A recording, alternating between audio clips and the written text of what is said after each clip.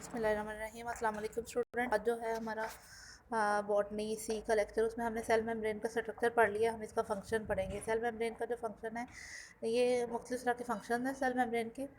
एक तो ये कि सेमी परमेबल होती है। ये हम सबको पता है कि सेल मेम्ब्रेन जो है वो सेमी परमेबल मेम्ब्रेन है या सिलेक्टिवली परमेबल मेम्ब्रेन है। ये कुछ सब्सटेंसेस को तो अपने अंदर से पास होने देती है, लेकिन कुछ को अपने अंदर से पास नहीं होने देती। ठीक है, तो इस वजह से ये सेल का जो इंटरनल इन्वायरमेंट है उसको कांस्टेंट रखती है, होम्योस्टेसिस में अपना रोल प्ले करती है।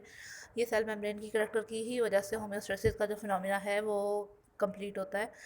यानी अगर सेल मेम्ब्रेन किसी भी सब्सटेंस को ना रोके, तो आपको पता है सेल के अंदर हर सब्सटेंस आता रहे, तो सेल की एक तो कंसनट्रेशन और उसके बाद टेम्परेचर और पीएच जो है वो काफ़ी इफ़ेक्ट हो जाती है। उसके बाद जो नेक्स्ट सेल मेम्ब्रेन का जो है फंक्शन वो है सिंपल डिफ्यूजन।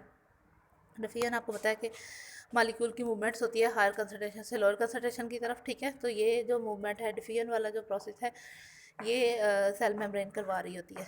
ठीक है ना, डिफ्यूजन यानी जो है वो सेल मेम्ब्रेन की वजह से हो रही होती है, क्योंकि हायर कंसनट्रेशन से लोअर कंसनट्रेशन की तरफ जो मूवमेंट है वो सिंपल डिफ्यूजन कहलाती है।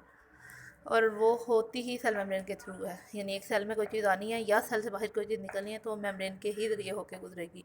उसके बाद फैसिलिटेटेड डिफ्यूजन है। फैसिलिटेटेड डिफ्यूजन जो है, इसमें क्या हो रहा होता है स्टूडेंट्स के मतलब होती ये भी मूवमेंट ही है, लेकिन ये किसी हेल्प के थ्रू मूवमेंट होती है। जैसे प्रोटीन्स, जो मेम्ब्रेन की प्रोटीन्स है, अगर उनकी मदद से मूवमेंट हो रही हो मेम्ब्रेन के क्रॉस, तो उसको हम फैसिलिटेटेड डिफ्यूजन कहते हैं। ठीक है, मेम्ब्रेन के अंदर आपको पता है प्लाज्मा मेम्ब्रेन का हमने जो स्ट्रक्चर पढ़ा है कि उसमें इंट्रिंसिक प्रोटीन्स जो है वो प्रेजेंट होती हैं। तो इंट्रिंसिक प्रोटीन्स, इसके अलावा कुछ कैरियर प्रोटीन्स भी होती हैं। कैरियर प्रोटीन्स जो है वो मालिक्यूल्स की मूवमेंट करवा रही होती हैं मेम्ब्रेन के अक्रॉस। चैनल प्रोटीन्स होती हैं, तो ये प्रोटीन्स जो हैं मुख्तलिफ फंक्शंस परफॉर्म कर रही होती हैं, रास्ता देती हैं। ये चैनल प्रोटीन उनको इसलिए कह रहे होते हैं क्योंकि वो पाथवे प्रोवाइड करती हैं मालिक्यूल्स को मूवमेंट के लिए। ये फिगर में शो किया हुआ है कि डिफिजन, एक्टिव ट्रांसपोर्ट, ये सारे जो प्रोसेसेस हैं ये इसी मेम्ब्रेन के थ्रू हो रहे होते हैं। ठीक है, सिंपल डिफिजन भी इसी के जरिए होती है, फैसिलिटेटेड डिफिजन भी इसी के जरिए होती है, और एक्टिव ट्रांसपोर्ट जो है वो भी मेम्ब्रेन के ही जरिए होती है। ये मेम्ब्रेन की प्रोटीन एरो से शो की हुई हैं कि ये अपना रोल प्ले करती हैं इस टाइप की सब मूवमेंट में। इसके अलावा जो नेक्स्ट है वो है ऑस्मोसिस। ऑस्मोसिस भी मूवमेंट है मालिक्यूल्स की अपनी हायर कंसनट्रेशन से लोअर कंसनट्रेशन की तरफ सब्ट्रैक्टिवली परमेबल मेम्ब्रेन। ठीक है ना, तो ऑस्मोसिस की जो मूवमेंट है वो भी क्या हो रहा होता है, वो भी सेल मेम्ब्रेन की ही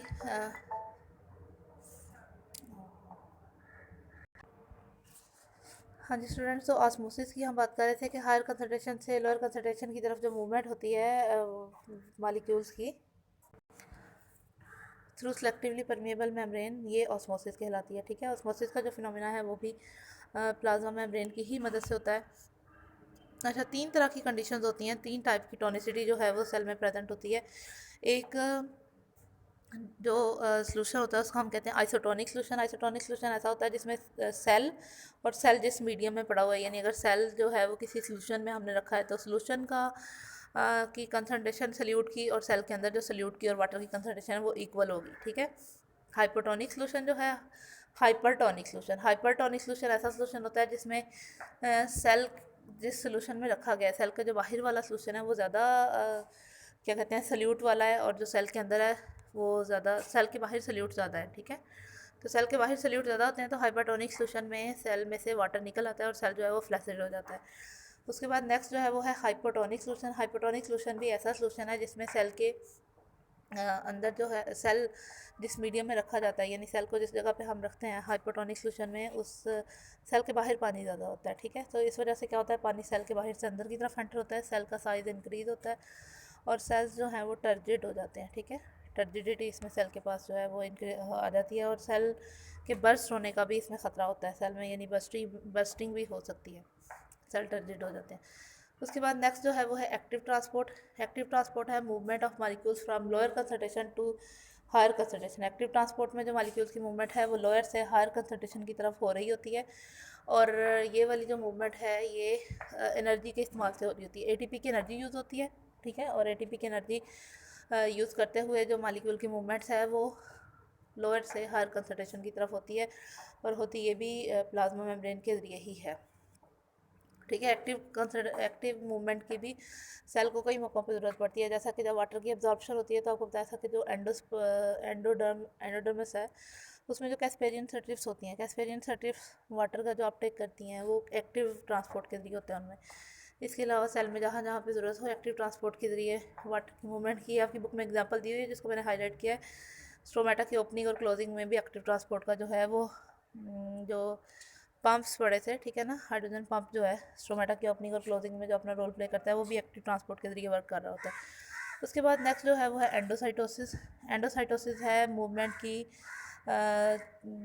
कुछ भी सब्सटेंसेस की मूवमेंट सेल के अंदर की तरफ, ठीक है, वो एंडोसाइटोसिस कहलाती है। अगर सब्सटेंसेस बल्क अमाउंट में सेल के अंदर की तरफ मूव कर रहे हो तो वो एंडोसाइटोसिस कहलाती है, वो उसकी मूवमेंट, ठीक है। एंडोसाइटोसिस मूवमेंट को मुख्तलिफ पार्ट्स में डिवाइड किया जाता है। पिनोसाइटोसिस, अगर लिक्विड मटेरियल जो है वो सेल अंदर की तरफ ले रहा है तो वो पिनोसाइटोसिस कहलाती है, यानी liquid material cell bulk amount में अपने अंदर की तरफ को लेके जा रहा है तो वो पिनोसाइटोसिस कहलाएगी। उसके बाद फैगोसाइटोसिस जो है, इसमें सेल सॉलिड पार्टिकल्स जो है उनको इनगल्फ कर रहा होता है। अच्छा, पिनोसाइटोसिस स्टूडेंट सेल ड्रिंकिंग का प्रोसेस भी कहलाता है, क्योंकि लिक्विड जो पार्टिकल्स हैं या सबस्टेंसेस है वो सेल के अंदर की तरफ जा रहे होते हैं, इसलिए वो पिनोसाइटोसिस कहलाता है। अब फैगोसाइटोसिस जो है, इसमें सॉलिड पार्टिकल्स को इनगल्फ किया जा रहा होता है, तो सॉलिड पार्टिकल्स को जो इनगल्फ करने वाला प्रोसेस है वो फैगोसाइटोसिस कहलाता है। इसको सेल का ईटिंग प्रोसेस भी कहते हैं। उसके बाद है रिसेप्टर मीडिएटेड एंडोसाइटोसिस।